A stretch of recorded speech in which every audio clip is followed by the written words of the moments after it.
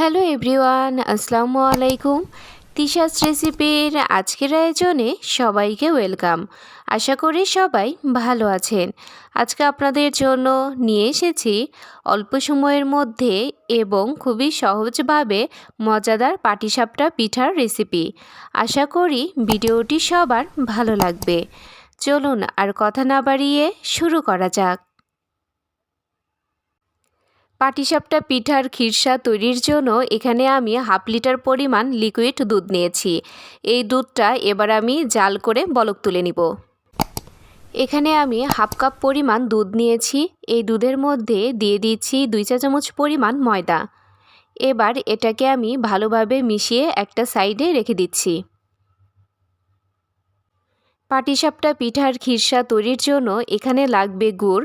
এখানে আমি খেজুরের গুড় ব্যবহার করছি, যেটা রাজশাহী থেকে আমাকে পার্সেল পাঠিয়েছে। দেখুন দুধে বলক চলে এসেছে এবং দুধটাও অনেকটাই ঘন হয়ে এসেছে। এই পর্যায়ে দিয়ে দিচ্ছি 1 কাপ পরিমাণ নারকেল কোড়া। নারকেল কোড়াটা দেওয়ার পর সব কিছু আমি ভালোভাবে মিশিয়ে নিচ্ছি। এখন দিয়ে দিচ্ছি 1 কাপ পরিমাণ খেজুরের গুড়। এই গুড়টা আমি আগে থেকেই জাল করে নিয়েছিলাম। মিষ্টির পরিমাণটা আপনারা আপনাদের স্বাদ মতো বাড়িয়ে কমিয়ে দিবেন। এখন সব কিছু আমি ভালোভাবে মিশিয়ে নিচ্ছি। এখন এর মধ্যে আগে থেকে দুধ আর ময়দার মিশ্রণটা যে রেডি করে রেখেছিলাম সেটা দিয়ে দিচ্ছি আর এভাবে নেড়েচেড়ে নিচ্ছি। এতে করে খিরসাটা তাড়াতাড়ি ঘন হয়ে আসবে। দেখুন খিরসাটা তৈরি হয়ে গিয়েছে। এই পর্যায়ে আমি চুলা থেকে নামিয়ে ফেলব, কারণ এটা ঠান্ডা হওয়ার পর আরেকটু ঘন হয়ে আসবে।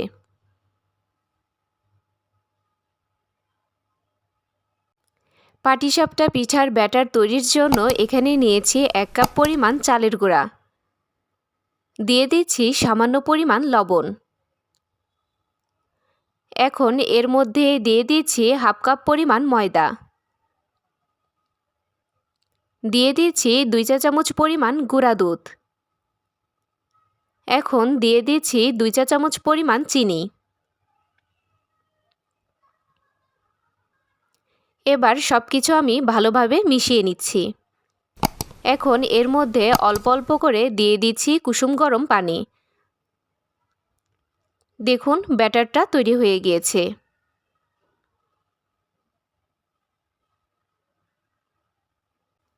দেখুন ব্যাটারটা এমন হবে। চুলায় একটা প্যান বসিয়ে দিয়েছি। এবার দিয়ে দিচ্ছি খুব সামান্য পরিমাণ রান্নার রেগুলার তেল। এবার টিস্যুর সাহায্যে এভাবে মুছে দিচ্ছি।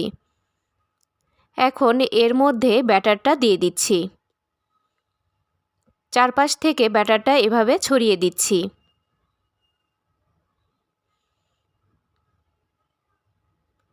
এখন এর মধ্যে খিরসা দিয়ে দিচ্ছি।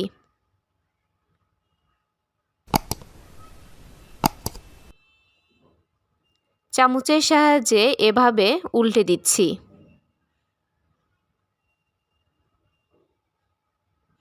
দেখুন পাটিসাপটা পিঠা তৈরি হয়ে গিয়েছে। এবার আমি এটাকে তুলে নিচ্ছি। এভাবে আমি সবগুলোই পাটিসাপটা পিঠা তৈরি করে নিব। আর এরই মাঝে দেখুন সবগুলো পাটিসাপটা পিঠা তৈরি হয়ে গিয়েছে।